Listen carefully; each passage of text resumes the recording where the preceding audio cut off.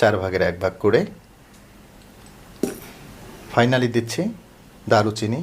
দারুচিনিটা দেখুন আমি কিন্তু একটু বেশি নিয়েছি। দারুচিনিটা কেন বেশি দিয়েছি আমি আপনাদের বলবো।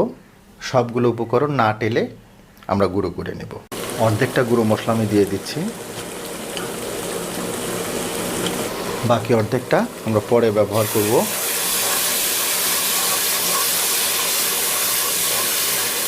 এখন মাংসটা দিয়ে দিচ্ছি। এখানে 2 কেজি মাংস আছে।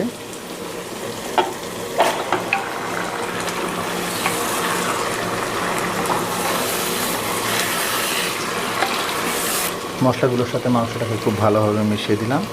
এখন আমি ঢাকনাটা লাগিয়ে দিব। প্রথম 10 মিনিট মাংসটাকে আমরা হাই হিটে রান্না করে নিব।